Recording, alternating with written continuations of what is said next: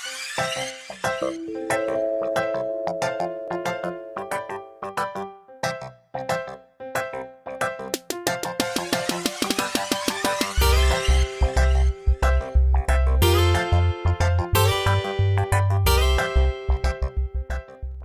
Euanimous Friends! Welcome back again to my YouTube channel. I'm Euanne Hyuna.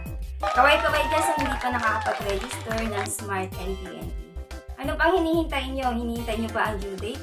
Tara, samahan ko kayo paano mag-register ng Smart and TNT SIM card ninyo. Huwag nyo nang hintayin umabot sa due date at mawala ng signal ang mga SIM card ninyo. In 3 easy step, makaka-register ka na sa inyong Smart and TNT SIM card. First, visit the smart.com.ph/simreg or scan the QR code. Second, input the information. Yung input information, meron pong 4 step yon. So, madali lang yun. More information about you and your address and some picture taking. And then, congratulations na nakapag-register ka na.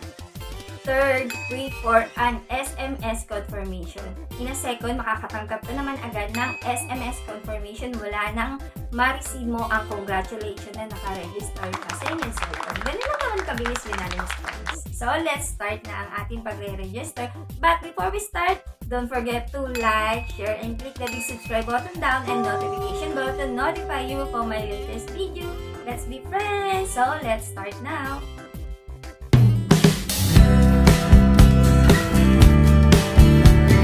Okay, Euanimous Friends, let's start ang ating SIM registration. Type lang natin smart.com.ph/simreg. Ayan. At then, mapupunta tayo sa website ng Smart. You can see yung 3 easy step ng pagre-register. Then, type lang natin yung mobile number natin. And then, send OTP. Then, click natin yung box. Then, click natin yung verify OTP. Click OK. Now, fill out tayo ng customer information. Ayan, yung name ninyo, and then yung kung ano yung ID na isasubmit ninyo. Then, type of registration, kung bago ba o yung luma.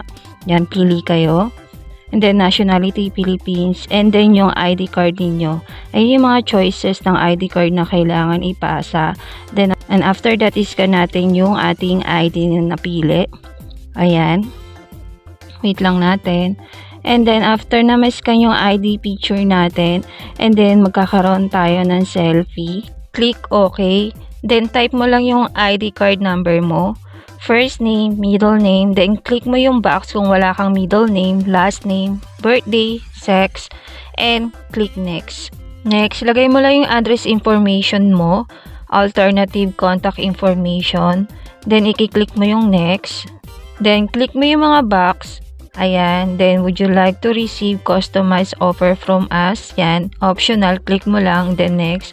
Then congratulations, you have successful registered your SIM. Then screenshot mo para may copy ka. And then kung may other register ka pa ng SIM, so balik ka ulit sa start, then type mo ulit yung mobile number mo. Then makaka-receive ka ng SMS message, congratulations mula sa Smart. Euanimous Friends, lahat na ba nakapag-register ng Smart and TNT SIM card? Taas ang kamay. Kung hindi pa, ulitin nyo ulit itong video nito para malaman nyo paano mag-register. Okay, Euanimous Friends? I hope na nagustuhan nyo itong short tutorial natin. But before we end this video, don't forget to like, share, and click the subscribe button down and notification bell to notify you for my latest video.